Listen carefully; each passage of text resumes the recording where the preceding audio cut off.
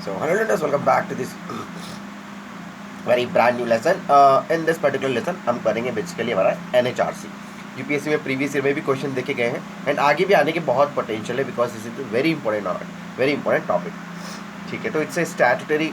तो आपको पता ही कि हम यहाँ पे किस तरीके से पढ़ते हैं, फालतू कुछ भी नहीं पढ़ते हैं. जो आपके एग्जामिनेशन पर्सपेक्टिव से द मोस्ट इंपॉर्टेंट पार्ट है, हम उसी को लेकर के चलते हैं. हालांकि context I always explain. Okay, so NHRC basically से आपके स्टैट्यूटरी, कॉन्स्टिट्यूशनल नहीं है, याद रखिएगा. ये आपका स्टैट्यूटरी बॉडी है.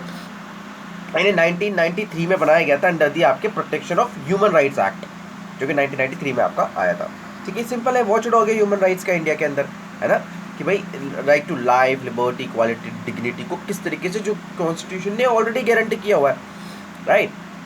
उसके अलावा इंटरनेशनल कोवेनेंट्स के जिसमें इंडिया सिग्नेटरी है, तो उसको किस तरीके से इन्फोर्स कराएगा by the courts in India.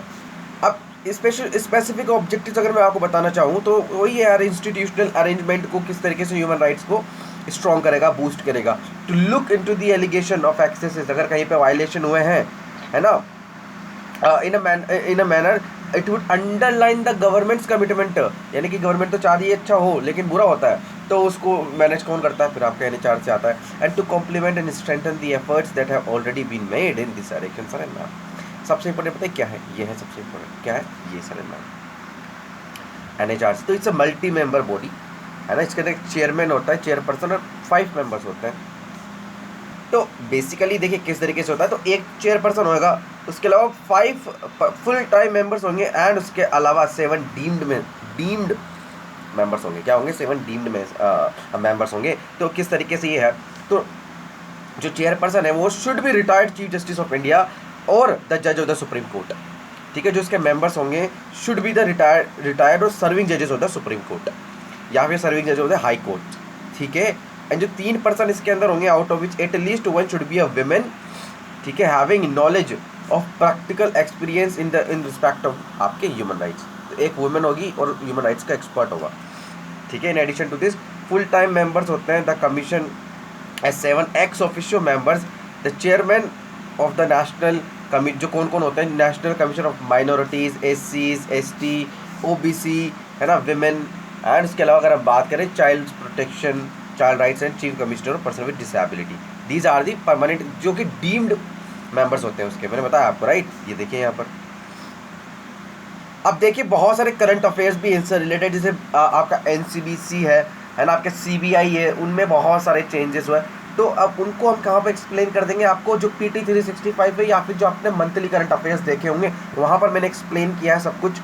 हालांकि जो चेंजेस हैं वो इसमें भी मैं एक्सप्लेन कर दूंगा, बट इफ़ यू वांट आप जाकर के देख भी सकते हैं. ठीक है, तो चेयरपर्सन और जो मेंबर्स होते हैं उसको कौन अपॉइंट करता है? प्रेसिडेंट करते हैं on the recommendation of 6 member committee, जिसके अंदर प्राइम मिनिस्टर उसके हेड होते हैं. समझ रहे हो कितनी ज़रूरी है ये. उसके अलावा स्पीकर ऑफ द लोकसभा होते हैं, deputy chairperson of this Rajya Sabha होता है, एंड आपका जो लीडर्स इन अपोजिशन होते हैं both the houses, and central home minister, sitting जज ऑफ सुप्रीम कोर्ट या फिर कोई भी सिटिंग जज of the High court can be appointed after the consultation with the chief justice of India. तो ये होते हैं मेंबर जो डिसाइड करते हैं आपके इन मेंबर्स को. समझ गए आप कि कौन चेयरपर्सन होगा, कौन मेंबर्स होंगे एनएचआरसी के. तो ये जो मेंबर्स होते हैं ना, ये बेसिकली 3 ईयर्स के लिए अपना टर्म लेते हैं और until they attend the age of the 70 years, जो चेयरपर्सन एंड मेंबर्स होते हैं. एंड एलिजिबल होते हैं रीअपॉइंटमेंट के लिए भी. इनका टेन्योर चेयरपर्सन, है ना, ये सब चीज़ें फर्दर एम्प्लॉयमेंट सेंट्रल स्टेट के अंदर रहता है. प्रेसिडेंट रिमूव कर सकते चेयरमैन और एनी मेंबर को एनी टाइम. हालांकि कुछ ग्राउंड्स बता रखे हैं, जैसे बाकी कॉन्स्टिट्यूशनल बॉडीज़ के नहीं बता रखे हैं, इसके बता रखे हैं. जैसे आपके इंसॉल्वेंट हो गया या फिर ऑफिस ऑफ प्रॉफिट के उस पर आ गया, है ना, अनफिट है, infirmity of mind and body, unsound mind है, and convicted of an imprisonment of an offence. ठीक है, तो इस तरीके से. अब देखिए यहाँ बहुत ज़रूरी चीज़ कि भाई इनकी जो सैलरीज अलाउंसेज हैं वो सेंट्रल गवर्नमेंट डिसाइड करती है इनकी सर्विसेज. ठीक है, but they can not be varied to his discharge. उनके अपॉइंटमेंट के बाद उनको कम नहीं किया जा सकता, वेरी नहीं किया जा सकता. ठीक है, तो अब autonomy, independent, impartiality in functioning of the commission. तो इसलिए बेसिकली ये प्रोविजन किए गए हैं. फंक्शंस क्या है मैंने बताया आपको. इंक्वायर करता है अगर कोई वायलेशन ऑफ ह्यूमन राइट्स हो गए, नेग्लिजेंस की बात है, तो ये सब चीज़ें. इंटरवीन करता है इन एनी प्रोसीडिंग जिसमें अगर एलिगेशन हो या फिर वायलेशन हो ह्यूमन राइट्स का.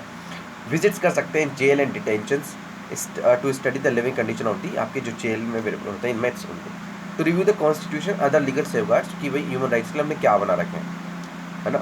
रिव्यू करता है फैक्टर्स इंक्लूडिंग दी जैसे टेररिज्म है, ये सब चीज़ें, and to study the treaties and international instrument, ये सब चीज़ें। उसके अलावा to undertake the promote research in the field of human rights and human rights की लिटरेसी स्प्रेड करने में, इनकरेज करने में नॉन गवर्नमेंटल ऑर्गेनाइजेशंस को जिसमें वर्क करते हैं। To undertake such other functions it may consider necessary for the promotion of this. आप सिंपल है, देखिए इसकी वर्किंग बताता हूँ आपको कि सुप्रीम इसका बेसिकली हेडक्वार्टर कहाँ है, दिल्ली है, लेकिन ये अपने ऑफिसेस अदर प्लेसेस में भी सिचुएट कर सकते हैं, स्टैब्लिश कर सकते हैं और ये अपने प्रोसीजर्स खुद बना सकते हैं। इनके पास सिविल कोर्ट की बराबर की ताकत होती है। सिंपल सी बात है ना, जुडिशियल कैरेक्टर के इतने सारे जजेस भरे पड़े हैं तो डेफिनेटली, है ना, रिपोर्ट मांग सकते हैं सेंट्रल स्टेट गवर्नमेंट से और एनी अदर अथॉरिटीज से अगर कोई ह्यूमन राइट्स से रिलेटेड बात है तो, ठीक है। उसके अलावा अगर हम बात करें तो हालांकि ये जो commission is not empowered to inquire into any matter after the expiry of 1 year from the date on which the act constituting the violation of human rights. यानी कि देखिए किसी टाइम पे कोई पर्टिकुलर स्पेसिफिक टाइम पे कोई घटना हो गई ह्यूमन राइट वायलेशन की, उसके 1 साल के अंदर अंदर ही एक्शन लेना पड़ेगा, उसके बाद नहीं ले सकती है, ठीक है। तो ये बात है। द कमीशन में टेक द फॉलोइंग स्टेप्स, कौन कौन से स्टेप्स ले सकते हैं, तो it may recommend to the concern government और अथॉरिटी कि भाई अभी जो है या तो कंपनसेशन दो, है ना, जितना भी डैमेज हुआ है। It may recommend the government and authority to initiate proceeding और फॉर प्रोसिक्यूशन कि जो गिल्टी है उनके खिलाफ एक्शंस लिए जाए। It may recommend to the concern government और authority to the grants of the इमेंसिबल interim relief to the victim and it may approach the Supreme Court, High Court for the necessary directions. Role क्या है इसका, तो simple बताया ना मैंने, mainly recommendatory role है, ठीक है, एडवाइजरी बॉडी है ये। And there is no power to punish the violators of the human rights, ना ही ये कोई relief including the monetary relief दे सकता है। रिकमेंडेशंस बाइंडिंग भी नहीं होते हैं, है ना, but it should inform that about the action and it's recommendation with in the 1 month, है ना। उसके अलावा रिकमेंडेटरी होते हैं, एडवाइजरी होते हैं, ये सब चीज़ें। And it enjoys a great material authority and no government can ignore its recommendation. ठीक है, देखिए मान लेते हैं कि इनका रिकमेंडेटरी नेचर है, लेकिन इतनी आसानी से इनको नहीं कर सकते ना, वो तो सब कुछ आज का ज़माना जो है, अगर इन्होंने कोई रिकमेंडेशन दिया है ना तो जवाबदेही होती है गवर्नमेंट की, क्योंकि हवा में तो बात ये भी नहीं कर रहे ना, हवा में बात नहीं कर रहे ना, ये भी सबूत है, रिपोर्ट्स हैं, है ना, एविडेंसेस है, तो गवर्नमेंट को उस पर एक्शन लेने रहते हैं और अगर एक्शन नहीं लेते तो उसके रीज़न बताने पड़ते हैं। फिर एक रिपोर्ट लेड की जाती है इन द पार्लियामेंट जिसपे भी सरकार से जवाबदेही मांगी जाती है, ठीक है। तो इंपॉर्टेंट बॉडी तो है। तो central government should inform the commission of the action taken on the recommendation with in the 3 months, तो जवाबदेही उनकी है, ओके। एंड नॉन एक्सेप्टेंस के लेकर भी रीजंस देने पड़ते हैं गवर्नमेंट को, ठीक है। परफॉर्मेंस बताया तो सर मैम इन्होंने काफ़ी ज़्यादा चीज़ें की है कमीशन ने, जैसे अबॉलिशन ऑफ बॉन्डेड लेबर है, mental hospitals, functioning of government of protective women, protocols of the rights of the child, ये सब चीज़ें देखी आपने, ठीक है। तो इस तरीके की चीज़ें इनके प्रोग्राम्स इनके अंदर आते हैं, यस एग्जैक्टली। एंड इसी की तरह देखिए जैसे ये नेशनल लेवल पे आपके NHRC थी, NHRC है ना, तो इसी की भैया स्टेट लेवल पे कौन सी बॉडी होगी, आपके स्टेट HRC, राइट। तो इसमें अगर हम बात करें तो 1993 में इसको भी वही एक्ट के अंदर ही बनाया गया था, है ना। तो 26 स्टेट्स हैं जिन्होंने स्टेट ह्यूमन राइट कमीशन बना रखा है थ्रू दी ऑफिशियल गजेट, ये सब चीज़ें। एंड देखिए स्टेट लिस्ट में भी मेंशन है ह्यूमन राइट्स का प्रोटेक्शन करना, कॉन्करेंट लिस्ट में भी मेंशन है आपके 7 शेड्यूल में, ठीक है। इसलिए ये बनाया गया आपके, देखिए ये जितने भी स्टेट्स होते हैं सेंट्रल गवर्नमेंट डायरेक्ट करती है उनको, फिर वो करते हैं उस पर एक्शन, लेकिन दिल्ली में नहीं कर सकते ना सर नाम, एक्सेप्ट दिल्ली किसके अंदर आता है आपका, NHRC के अंदर आता है, ये याद रखिएगा। इसके अंदर ये भी मल्टी मेंबर बॉडी होगी, डेफिनेटली चेयरपर्सन होगा, इसके अंदर चेयरपर्सन होता है, 2 अदर मेंबर्स होते हैं इसके अंदर, जो कि कौन होगा आपके chairperson, retired chief justice of the या फिर जज ऑफ द हाई कोर्ट, ठीक है। और जो मेंबर्स या तो सर्विंग जज होगा या फिर डिस्ट्रिक्ट जज होगा in the state with a minimum 7 year of experience as a district जज and a person living knowledge of practical experience with respect to the human rights. कौन अपॉइंट करता है, वहाँ पर राष्ट्रपति करते हैं तो या गवर्नर करेंगे, है ना। और वही किसके रिकमेंडेशन पे कमेटी जिसमें चीफ मिनिस्टर होंगे, स्पीकर होंगे एंड होम मिनिस्टर होंगे स्टेट के, एंड अपोजिशन के लीडर होंगे इन लेजिस्लेटिव असेंबली, ये सब चीज़ें। एंड जब अगर मान लीजिए कोई स्टेट है उसके बाद लेजिस्लेटिव काउंसिल भी है, तो वहाँ पर chairman of the council and the leader of opposition in the council would also be the member. ये बहुत ज़रूरी चीज़ बता दी मैंने आपको, ये बहुत ज़रूरी चीज़ बता दी मैंने, है ना, सेंटर में नहीं है ऐसा कुछ। फर्दर सिटिंग जज ऑफ द हाई कोर्ट और सिटिंग डिस्ट्रिक्ट जज can appointed only after the consultation with the chief justice of the High court. ठीक है, तो उनका रिकमेंडेशन ज़रूरी है। तो 3 years और अंटिल दी एज ऑफ आपके 70 years। ठीक है, ये उनका है। ऑल्दो जो चेयरपर्सन होता है ना, members of the state HRC are appointed by the governor, they can removed only by the president. ये बहुत ज़रूरी है। इनको अपॉइंट बने ही गवर्नर करते हैं, लेकिन इनको रिमूव कौन करता है? राष्ट्रपति महोदय। ठीक है, वही है, ये भी एक कैन रिमूव द चेयरपर्सन, वही सेम ग्राउंड्स पर अभी हमने देखा। ठीक है, और इनकी सैलरी अलाउंसेस कंडीशन वगैरह कौन करता है? स्टेट गवर्नमेंट करता है। कौन करता है? स्टेट गवर्नमेंट करता है। फंक्शंस वही सेम चीज़ें वो स्टेट बाउंड्री के अंदर करते हैं, बस ये इतना सा याद रखिएगा। अभी हमने देखा तो वर्किंग किस तरीके से होती है, सेम चीज़ें, एक वर्ड भी अलग नहीं है, समझ गया बस।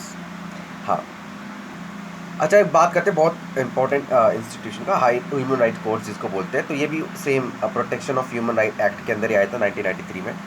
इसने एस्टैब्लिशमेंट किया था ह्यूमन राइट्स कोर्ट्स का इन एवरी डिस्ट्रिक्ट, ताकि स्पीडी ट्रायल्स हो सकें for the violation of the human rights. ठीक है, तो ये स्टेट गवर्नमेंट्स सेटअप करती है, लेकिन उसके अंदर कंकरेंस चाहिए chief justice of the High court of that particular state. ठीक है, और हर ह्यूमन राइट कोर्ट में स्टेट गवर्नमेंट स्पेसिफाई करती है एक पब्लिक प्रोसिक्यूटर और अपॉइंट करती है एक advocate who has been practice 7 years as a special public prosecutor. समझ गए आप? स्पेशल पब्लिक प्रोसिक्यूटर, ये बहुत ज़रूरी चीज़ है। यहाँ से क्वेश्चन आ सकते हैं, आज तक पूछा नहीं है। 2019 में ना इस वाले एक्ट में अमेंडमेंट किया गया था। तो क्या है इसके अंदर? तो सबसे पहले Saran ma'am, it provided that a person who has been a जज of Supreme Court is also made eligible to be appointed as chairperson of NHRC in addition to the person has been the Chief Justice of India। ठीक है, तो ये दूसरा, it increased the number of members of the NHRC। ठीक है, I mean वो वाले person जो प्रैक्टिकल एक्सपीरियंस की नॉलेज रखते हैं, राइट, वो, और वो भी 2 out of 3। ठीक है, which at least should have been the women. ठीक है, पहले एक था, फिर अब 2 कर दिया। Next, it made the chairperson of NHBC, sorry, जो national commission for backward class है, जो national commission for child rights है, as well as the chief commissioner of the person with disability as the ex official member of the NHRC। पहले ऐसा नहीं था। इसने term जो था 6 years से रिड्यूस करके कितना कर दिया सर ने? जो चेयरपर्सन है और जो मेंबर्स हैं of the NHRC as well as the state human right commission, उनको 5 से घटा करके 3 कर दिया गया। समझ गए? And it also made them eligible for the reappointment. और क्या चेंज किए गए? इन्होंने जो जज ऑफ द हाई कोर्ट है is also made available for the आपके chairperson of the state human right commission. ठीक है, and it also provided the central government may confer upon the state human right commission the functions relating to the human right discharged by the union territory also except the union territory of Delhi। Simple है। It provided that जो secretary general होगा NHRC का shall exercise all administrative and financial powers, उन्हीं के पास होंगे, subject to the control of the chairperson। and it also provided that जो secretary of HRC है shall exercise all the financial power in a particular state। ठीक है, shall be under the control of the chairperson। समझ गए आप? तो इसी के साथ ये आपका कंप्लीट होता है। इन द नेक्स्ट लेसन हम बात करेंगे चीफ इंफॉर्मेशन कमीशन के। ठीक है, तो जब तक के लिए stay tuned and have a nice day.